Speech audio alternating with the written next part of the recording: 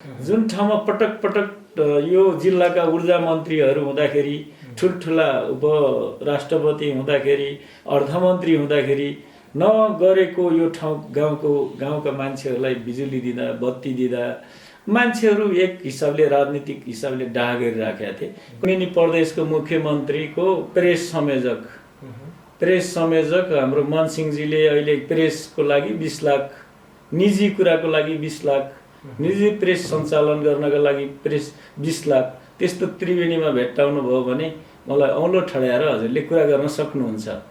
अब रेडियो रोल्पालाई 60-65 लाख त्रिवेणीमा कहाँ देख्नुभयो हजुरले? त्यस्तो 60-65 लाख एमाले भएकै कारणले कोहीले पाछ भने औँलो ठड्याएर कुरा गर्न सक्ने। हिजो एक थरीले भन्नुहुन्थ्यो हामी एकदम अग्रगमनकारी, तिमी पश्चगमनकारी। मलाई अहिले उहाँहरूका क्रियाकलापहरू हेर्दा, उहाँहरूको विकासप्रतिको भिजन हेर्दा मलाई टिट लाग्छ। उहाँहरूले के कस्तो खालको भिजन लिएर काम गरिराख्नु भएको छ? किटानी गरेरै भन्नुपर्दा अहिलेको यही प्रदेशको मुख्यमन्त्री भन्नु न, नामै भन्नुहुन्छ भने कुलप्रसाद केसी। म त यिनीहरूलाई के भन्छु भने साँच्चीकै यो 5 वर्ष गर्ने मेरो नेतृत्वमा 5 वर्षमा त्रिवेणीमा जे काम भएको छ यसलाई 10 वर्ष दिए पनि यति काम गर्न सक्दैनन् भन्छु मैले त। यो काङ्ग्रेस भन्ने, यो माओवादी भन्ने पार्टीका केही नेता कार्यकर्ताहरूको घर दैलोमा गरेर जुन ढाँटको खेती गरिरहेछन् नि। अब यो समाजवादी पार्टीको त धेरै कुरै नगरौँ, यसको मैले आयु भनिहालेँ चुनावसम्म जे जति पाउँछन् खान्छन्। यिनीहरूले एकदम दावा हजुरले लेखेर राख्नुहोस्, फेरि इन्टरभ्यू है लिनु होला।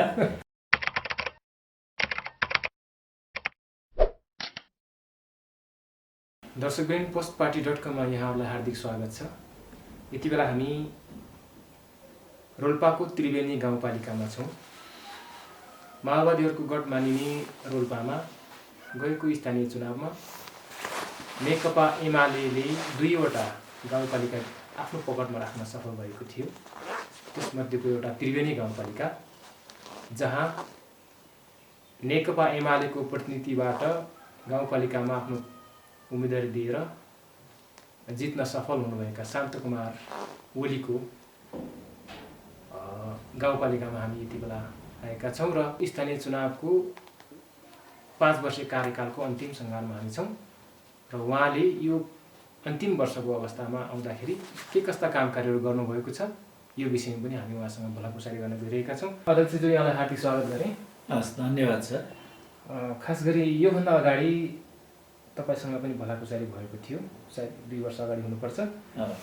माओवादीहरूको गढ मानिने यो रोल्पामा तपाईँलाई काम गर्न कति सहज छ होला भनेर एउटा प्रश्न चाहिँ तपाईँले गरिएको थियो। जति बेला असहज वातावरणको एउटा महसुस तपाईँले गर्नुभएको थियो, तर यो स्थानीय चुनावको अन्तिम सङ्घारमा आउँदाखेरि तपाईँको यो गाउँपालिकामा विकासका पूर्वाधारहरूलाई, संरचनाहरूलाई हेर्दाखेरि केही भिन्नै चाहिँ हामीले पाएका छौँ। मतलब तपाईँले गरेको अभिव्यक्ति जो असहजताको अभिव्यक्ति थियो, वास्तवमा त्योभन्दा पनि फरक ढङ्गको सहज ढङ्गले तपाईँले काम गरिरहेको एउटा अनुभूति तपाईँले दिलाइराख्नु भएको छ भने वास्तवमा तपाईँको त्यो भनाइ र अहिलेको भनाइमा तपाईँले कति अन्तर पाउनुहुन्छ? धन्यवाद छ। मैले हजुरले त्यतिन्जेल प्रश्न गर्दाखेरि जुन खालको परिस्थिति थियो रोल्पामा, अब त्यो त्यतिखेरको परिस्थितिको बारेमा मैले हजुरलाई र यहाँको मिडियासँग कुरा गरेको थिएँ। यद्यपि ती जे जति चुनौतीहरू थिए ममाथि, नेकपा माओवादी त चुनौती थिँदै थियो, त्यसको साथसाथमा त्रिवेणी गाउँपालिकाको केन्द्र कहाँ राख्ने भन्ने कुरा पनि त्यत्तिकै चुनौती थियो। अब नयाँ कुरा थियो, ऐन कानुन नियमको कुरा थिएन, अरू चुनौतीहरू पनि थिए, ऐन नियम कानुन थिएन, कर्मचारी थिएन। हामी पनि यो सङ्घीयताको सन्दर्भमा नयाँ नै थियौँ। धेरै चुनौतीहरू थिए। ती चुनौतीहरूलाई हामीले पहिलो कुरा के हुन् हाम्रा चुनौती भनेर म आफूले त्यसको समीक्षा गरेँ। तपाईँलाई भनेको बेलाको जस्ता जे जति चुनौतीहरू थिए त्यसलाई सामना गर्नको लागि हामी कसरी कुन तरिकाले गयौँ भने हामी यहाँका जनताको अपेक्षाहरू पुरा गर्न सक्छौँ भनेर तदनुरूप आफ्नो योजनाहरू बनाइयो। तदनुरूप अरू माओवादी अरू फरक पार्टीका साथीहरूसँग पनि तदनुरूपको व्यवहार गरियो र त्यो असहजता र चुनौतीलाई पनि एउटा अवसरको रूपमा लिएर त्यसलाई यहाँका जनताको पक्षमा यहाँका जनताले अपेक्षा गरेको कुराहरूमा बदल्ने कुरामा मैले कोसिस गर्दै गएँ। त्यो नेतृत्व गर्दै गएर मैले ती जे जति चुनौतीहरू थिए ती चुनौतीहरूलाई पनि अब सामना गर्दै त्यसलाई सहज बनाउँदै फेरि पनि यहाँका जनताका अपेक्षाहरू जुन चाहनाहरू थिए त्यसलाई सम्बोधन गर्ने कुरामा म आफूलाई लगाउँदै गएँ, मेरो जनप्रतिनिधि कर्मचारीहरूलाई लगाउँदै गएँ। अनि यो हदसम्म अहिले हजुरले जुन अन्तर्वार्ता लिइरहनु भएको छ यो हदसम्म आइपुग्दाखेरि यो परिणाम हात लाग्न सफल भएको हो। तपाईँ जनप्रतिनिधि भएपछि तपाईँले गरेको एउटा अपेक्षा र जनताले चाहिरहेको एउटा अपेक्षा बिचको मिलन कहाँनिर कति भएको छ, अथवा तपाईँले चाहेको अपेक्षा र जनताको अपेक्षालाई तपाईँले कतिसम्म पुरा गरे जस्तो लाग्छ? धन्यवाद छ। यो सन्दर्भमा हामी निर्वाचित भएर यहाँ आउँदाखेरि यहाँ जनप्रतिनिधि हामी आयौँ। आउँदाखेरि कर्मचारी जनशक्ति थिएन, यहाँ बिजुली थिएन, सडक निकै अप्ठ्यारा, गाउँपालिकाको केन्द्रसम्म पनि बर्खामा गाडीहरू आउने वातावरण थिएन, धेरै गाउँ बस्तीहरू इभन हाम्रो गाउँपालिकाको कार्यालयसम्म बिजुली बत्ती थिएन, धेरै समस्याहरू नै थियो हामी आउँदा। अब हामी आइसकेपछि हामीले तदनुरूपको योजना बनाउँदै गयौँ र सर्वप्रथम त हामीले निर्वाचनमा यो काम गर्छौँ है भनेर जनताको बिचमा घर दैलोमा जाँदाखेरि भनेका पनि थियौँ र कतिपय कुरा भनेका पनि थिएनौँ, किनभने हामीले यो कालोपत्रे गर्न सुरु गरिहालौँला भन्ने हामीलाई लागेको थिएन तत्काल। अब त्यस्तै अन्य यहाँ अरू काम पनि यो बिजुली त्रिवेणीभरि गर्न सकौँला र त्रिवेणी उज्यालो कार्यक्रमलाई सफल बनाइहालौँला भन्ने थिएन, किनभने मुख्य कार्यालयहरूमा गाउँपालिकामै बत्ती थिएन भने यत्रका गाउँ बस्तीहरू के गर्न सकिएला र खानेपानी के गर्न सकिएला र भन्ने कुरा थियो। यसलाई हामी क्रमशः योजना प्राथमिकता तोक्दै गयौँ, कुन क्षेत्रलाई प्राथमिकता दिने भन्ने कुरामा हामी ती योजना बनाउन लाग्यौँ र योजना बनाइसकेपछि हामी क्रमशः कार्यान्वयन गर्न थाल्यौँ। त्रिवेणी उज्यालो कार्यक्रमलाई हामी जे जस्तो अवस्थामा थियो, एक दुईवटा ठाउँ बाहेक कहीँ पनि थिएन। अहिले हजुरहरूले देख्न सक्नुहुन्छ त्रिवेणी गाउँपालिकाको झन्डै 90% जस्तो यो आर्थिक वर्षमा हामी पुराको पुरा सम्पन्न गर्ने गरी लागिरहेछौँ। अब अहिले 80-90% को नजिक छौँ हामी त्रिवेणी उज्यालो कार्यक्रम। अब यो सडकको कुरामा हामी अलि पछि सोच्यौँ। अब गाउँपालिकाको कार्यालय अगाडि धुलो उडिरहेको छ, मान्छेहरू यो बजारका वरिपरि स्कुलका क्याम्पसका विद्यार्थीहरूले धुलो खाइरहेका छन्, बजारवासीहरूले खाइरहेका छन्, कार्यालयको वरिपरि पनि राम्रो भएन भनेर हामीले गाउँपालिकाबाट केही बजेट र प्रदेश र सङ्घबाट आउने केही बजेटहरूलाई त्यसलाई विकेन्द्रित बजेटहरूलाई अलिकति केन्द्रीकृत बनाएर यस्तो काम गर्यो, एक ठाउँमा केन्द्रित गर्यो भने राम्रो होला भनेर हामीले यो कामको सुरुवात गऱ्यौँ। त्यसको परिणाम अहिले हामी उता लिङदुङसम्म झन्डै बुढागाउँतिर निगालपानी जाने सडकतिर हामीले झन्डै 3 किलोमिटर जति अब सम्पन्न गर्ने चरणमै छौँ भने यता झन्डै 4 किलोमिटर कालोपत्रे सम्पन्न गर्ने चरणमै छौँ। अहिले फेरि झन्डै 3 करोडको अहिले पनि हामीले टेन्डर आह्वान गरिसकेका छौँ र त्यो टेन्डरसँग एग्रिमेन्ट पनि भइसकेको छ। यसो यो हिसाबले हेर्दाखेरि हामीले जे अपेक्षा गरेका थियौँ नेतपा बजारमा यही हाम्रो केन्द्रको वरिपरि खानेपानी थिएन। अहिले हामीले झन्डै करोडभन्दा बढी लगानी गरेर यहाँ धेरै 7-8 किलोमिटर टाढाबाट हामीले खानेपानी पनि ल्याइसकेका छौँ। अब खानेपानीको अभाव छैन। विद्यालय यही जनजागृति हाम्रो नजिकको विद्यालय पनि एकदम बुक्राहरू साना बुक्राहरू भएको, चर्पी नभएको, विद्यार्थीहरू धुलोमा बसेर घर पढ्न फर्केर जाने जुन खालको वातावरण हामी देखिरहेका थियौँ त्यसलाई कर्मिक रूपमा हामीले सक्ने जति हामीले गऱ्यौँ। हामीले नसक्ने जति कुराहरूलाई विभिन्न सङ्घ संस्थाहरू मार्फत पनि हामीले त्यो पहल प्रयत्न गऱ्यौँ। यहाँ सेभ द चिल्ड्रेन हुरेकले पनि धेरै लगानी गर्यो शिक्षाको क्षेत्रमा। सँगसँगै हामीले शिक्षा क्षेत्रमा अब त्रिवेणी उज्यालो कार्यक्रम जस्तै शिक्षा क्षेत्रमा यहाँ बोर्डिङहरू, निजी स्कुलहरू पनि थिए। त्यसलाई हामी समायोजनको कुरामा गयौँ र अहिले हाम्रो त्रिवेणी गाउँपालिकामा अब निजी व्यक्तिहरूले चलाएका स्कुलहरू छैनन्, सबै सामुदायिक विद्यालयहरू छन्।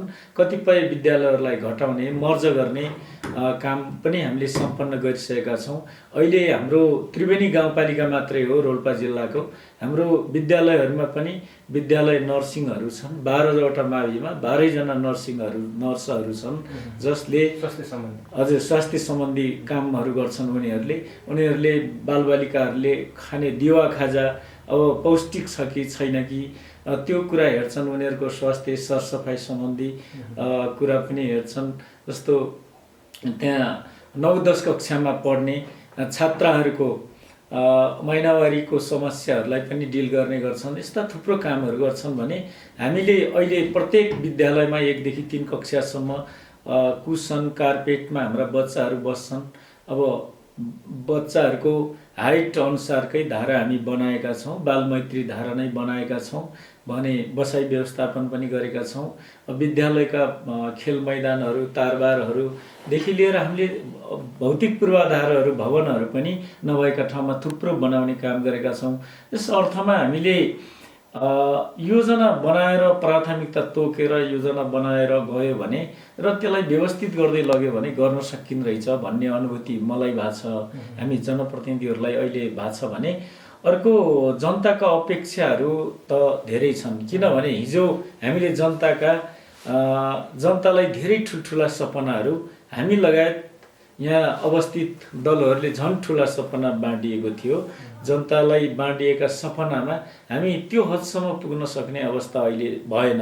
किन भएन भने हामीले जे कुरा जनतालाई भनेका थियौँ हिजोको दिनमा, आज ती जम्मै कुराहरू 4-5 वर्षकै अवधिमा पुरा गर्न सक्ने कुरा पनि भएन। र यो जुन संरचना छ अहिलेको सङ्घीय संरचना छ त्यसले हामीलाई जे जति अधिकार छ भनिएको छ हाम्रो ऐनमा, संविधानमा, कानुनमा, त्यो मुताबिक हामीले ती सबै अधिकारहरू प्रयोग गर्न पनि पाएको छैनौँ। जस्तो शिक्षा सञ्चालन गर्नको लागि नेपाल सरकारले शिक्षा नियमावली, शिक्षा ऐन बनाउनु पर्छ भनेको छ र माथि त्यो बनाउने भनेको सङ्घीय सरकारले हो भनेको छ। अहिलेसम्म पनि हामीले अब कार्यकालको अन्तिमसम्म आइपुग्यौँ, अहिलेसम्म पनि हामीले शिक्षा ऐन प्राप्त गरेका छैनौँ। अब त्यो विद्यालय अनुसूची 8 संविधानको अनुसूची 8मा के भनेको छ भने अब शिक्षा भनेको स्थानीय तहको सरकारले सञ्चालन गर्ने हो त भनेको छ। तर त्यहाँ अर्को के हालिदिएको छ भन्नुहुन्छ भने शिक्षा भनेको फेरि साझा हो भनेर अनुसूची 9मा पनि त्यो कुरा पनि त्यहाँ पनि राखिदिएको छ। त्यसो भएर कति हामीले गर्ने हो, कति प्रदेशले गर्ने हो, कति सङ्घले गर्ने हो, त्यसमा अझै पनि अन्योलता छ। हामीलाई सबै अधिकार दिएको छैन शिक्षकहरू समायोजन गर्ने, तिनीहरूलाई सरुवा गर्ने, त्यस पछाडि बढुवा गर्ने, तिनी काम नगर्ने कतिपय शिक्षकहरूलाई कारबाही गर्ने, प्रोत्साहन गर्ने हामीलाई त्यस्तो खालको कुनै अधिकार दिएको छैन। खालि माथिबाट आएको तलबलाई खुवाउने, अनुगमन गर्ने बाहेक त्यस्तो अधिकार दिएको छैन। यद्यपि हामीले त्यो भन्दा उसले दिएका अधिकार भन्दा हामी धेरै माथि आएर शिक्षा क्षेत्रमा लगानी गरेका छौँ र हामीले त्रिवेणी गाउँपालिकालाई एउटा बाल श्रम शोषण मुक्त गाउँपालिका पनि चाँडै घोषणा गर्दैछौँ। हामी 6वटै वडा घोषणा गरिसकेका छौँ, 7वटै वडा। अब हामी गाउँपालिकाबाट त्रिवेणी गाउँपालिकामा कोही पनि बालबालिकाहरू बाल श्रममा नहुने, सबै विद्यालयको पहुँचमा हुने, स्कुलमा हुने त्यस्तो बालबालिकाहरू जसका अभिभावकहरूले आर्थिक कारणले पढाउन सक्नुहुन्न त्यस्ता बालबालिकाका अभिभावकहरूलाई सिपमूलक तालिमहरू दिने, तरकारी खेतीदेखि लिएर उहाँहरूको नास्ता जे गर्न सक्नुहुन्छ नि उहाँहरूले त्यो सहयोग गर्ने पनि गाउँपालिकाको योजना छ। हामीले फिस तिर्न नसक्ने, कपडा झोला किन्न नसक्ने त्यस्ता अभिभावकहरू, आर्थिक हिसाबले कमजोर भएका अभिभावकज्यूहरूलाई हामीले त्यस्तो खालको झोला, कापी, कलम, ड्रेस र अन्य सुविधाको लागि पनि हामीले बाल अक्षय कोष बनाएका छौँ। झन्डै 39-40 लाख रुपियाँ हाम्रो त्यो कोषमा छ। पालिका स्तरकै हाम्रै आफ्नै कोष खडा गरेका छौँ र हामीले सँगसँगै विभिन्न सहकारीहरूलाई घुम्ती कोष पनि राखिदिएका छौँ। त्यो घुम्ती कोष मार्फत अब आर्थिक हिसाबले विपन्न किसानहरूलाई, अभिभावकहरूलाई त्यो कोष लगेर सुस्त सुपथ ब्याज दरमा उहाँहरूले आफ्नो व्यवसाय गर्न सक्नुहुन्छ, कुनै पेसा गर्न सक्नुहुन्छ। त्यो हिसाबले हामीले शिक्षा क्षेत्रमा पनि त्यत्तिकै लगानी गरेका छौँ। स्वास्थ्यमा पनि हामीले एकजना डक्टर राखेका छौँ। त्यस्तै हामीले अब डिजिटल एक्सरे मेसिन पनि राखेका छौँ त्रिवेणी गाउँपालिकामा। सबै क्षेत्रका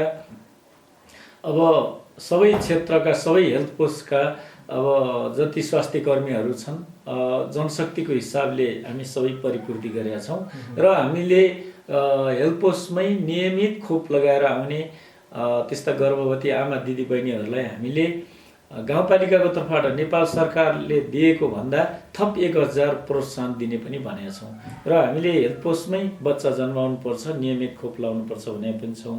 उहाँले स्वास्थ्यमा पनि हामी सरसफाइमा पनि त्यत्तिकै ध्यान दिएका छौँ, खानेपानीको क्षेत्रमा पनि त्यत्तिकै ध्यान दिएका छौँ।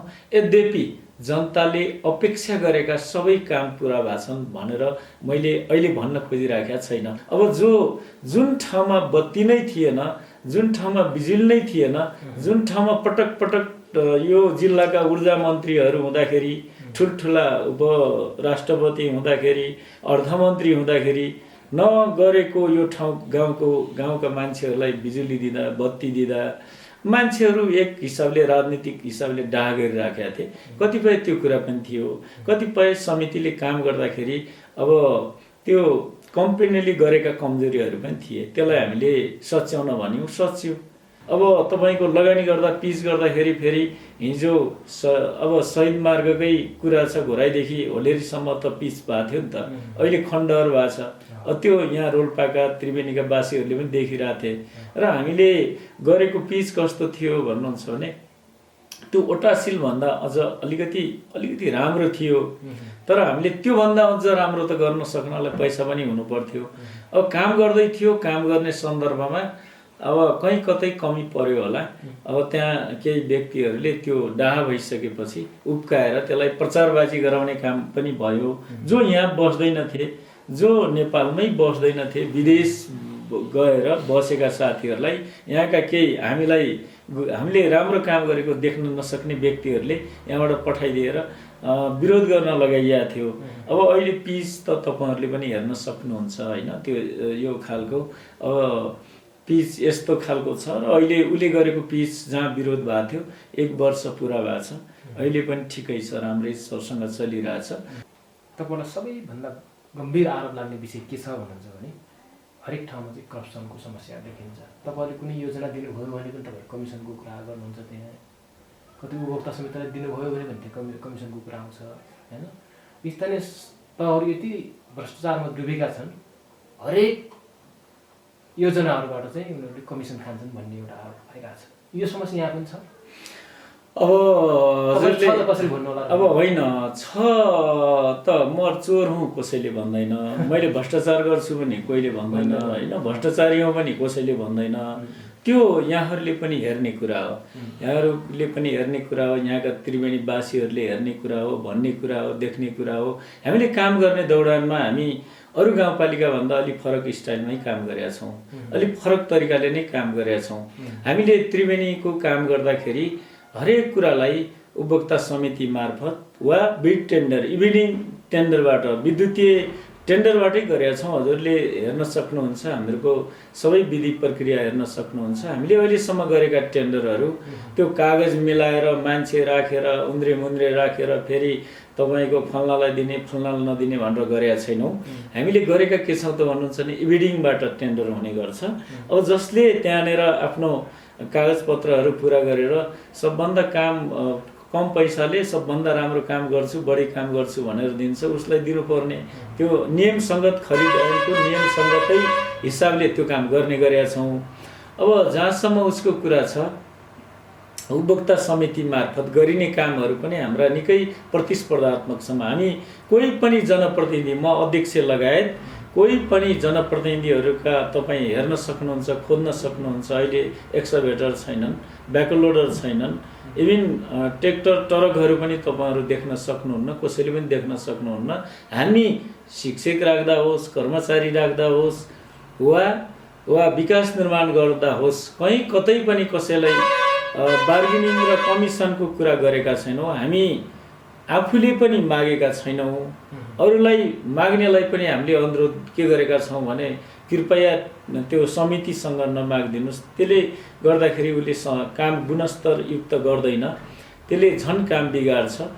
त्यसो भएको हुनाले तपाईँहरूले पनि त्यसलाई सहयोग गर्नुहोस्, हामी पनि सहयोग गरौँ र जति सकिन्छ राम्रो बनाऊँ भनेर हामीले अरूलाई पनि अनुरोध गर्ने गर्छौँ। हामीले त्रिवेणीमा तपाईँहरू देख्न सक्नुहुन्छ, हेर्न सक्नुहुन्छ, हामी 80 लाखको काम 50 लाखमा प्रतिस्पर्धा गराएर उही गुणस्तरमा उही क्वालिटीमा काम गराउन सकेका छौँ, सडक खन्न सकेका छौँ।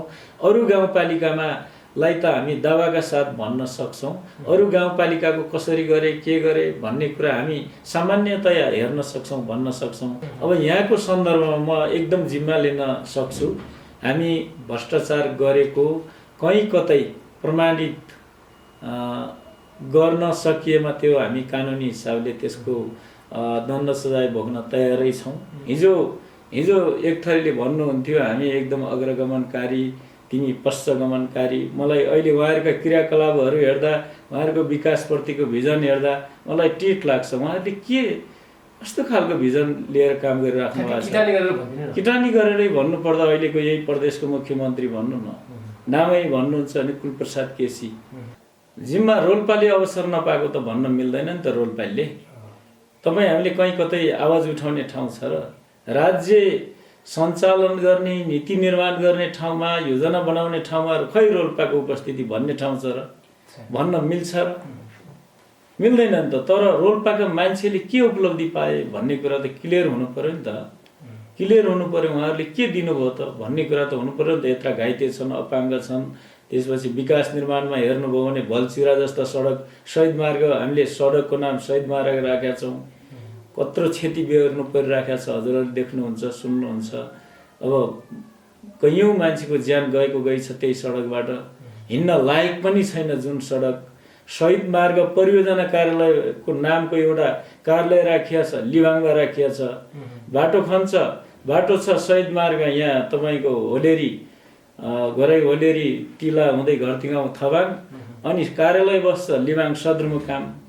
ऊ हिँड्छ तपाईँको पिच रोड उता भालुबाङ हुँदै। कार्यालयका कर्मचारी र प्रमुखहरू देख्नुहुन्छ नि, उनीहरू यहाँ हिँड्नुपर्छ कि कहीँ खाल्टो पर्छ कि कहीँ खाल्टा पुर्नु पर्छ कि हामी यता भयो भने यता कार्यालय नै ल्याउँदैन। लिबाङ बसेर तपाईँको जागिर पड्काइरहेछन्। जहाँ पिच छ त्यही, जहाँ पिच छ उनीहरू बसिरहेछन्, जहाँ सुविधा छ त्यहाँ बसिरहेछन्। हिँड्ने बेला काठमाडौँ जाने बेला पनि तपाईँको पिच रोडबाटै गइराखेका छन्। तर यतातिरका जनताको हालत हेर्नुहोस् त, बर्खामा देख्नुभयो होला, हिँड्न लायकै छैन, बन्दै छ। अनि बन्द छ, त्यस्तो दुःखद अवस्था बेहोरिरहेका छौँ। फेरि पनि यिनी नेतालाई जिन्दाबाद जिन्दाबाद, पखेस फल्नाको विरोध गरिस् भने, हल्लाको विरोध गरिस् भने तेरो जिब्रै फालिदिन्छु भन्ने कुराले केही अर्थ राख्छ र? अब नेकपा एमालेलाई कमजोर बनाउने नियतले हाम्रो पार्टीका कतिपय नेता हुँ भन्ने साथीहरूले, नेताहरूले अब यसलाई कमजोर बनाउनलाई अब शेरबहादुर देउवाको पाउमा निवेदन हाल्न जाने, मलाई अब प्रधानमन्त्री खाइदिनुहोस् भन्न जाने, एमालेलाई सकाउँ भन्न जाने। अब जुन हिसाबले जो गतिविधि चलाइया छ, यहाँ पनि केही एकाध व्यक्तिहरू नभएको होइन होलान्। तर मलाई के लाग्छ भने यहाँका जनताहरूले उनीहरूको सक्कली अनुहार हेरि पनि सकेका छन्, उनीहरूको नियत बुझि पनि सकेका छन्। उनी केका लागि पार्टीमा खोलिरहेछन्, के गर्नका लागि हिँडिरहेछन्। अब रोल्पाली जनतालाई पटक पटक झुक्क्याउँदै जाने र रोल्पाली जनता झुक्किरहने हो भने मेरो भन्नु केही छैन। अन्यथा त्यो एकीकृत समाजवादी भने नाम गरेको पार्टी अब रोल्पाली जनताको अनुहारमा कुनै परिवर्तन बदल्न, यहाँको स्थानीय जनताहरूको उसमा आशामा कुनै मलमपट्टि गर्न गठन भएको पार्टी नै होइन जस्तो लाग्छ मलाई। होइन, त्यो पार्टी त तपाईँको यो पार्टी कहिलेसम्म रहन्छ भन्नुहुन्छ भने निर्वाचन नहुँदा। अहिले केही सांसदहरू उता गएका छन् नि, केही मन्त्री पनि भएको छन् नि। अब तिनी मन्त्रीहरू हुनका लागि, त्यो सेवा सुविधा पड्काउनका लागि लागेका छन्। ती सरकार गठन भए त यो परमादेशको सरकार गठन भएको, 5 दलीय मोर्चाको सरकार गठन भएको त धेरै भयो नि, हजुर हामीलाई थाहा छ नि। अनि के त्यस्तो नयाँ एकदम केपी ओलीले नेकपा एमाले नेतृत्व गरेको भन्दा राष्ट्रियताको सन्दर्भमा राम्रो कुरा ल्यायो कि, जनजीविकाको सन्दर्भमा राम्रो कुरा ल्यायो कि, के त्यस्तो राम्रो फरक कुरा ल्याएर अनि यसलाई अपदस्थ गरेर यिनीहरू आउनु पर्या थियो।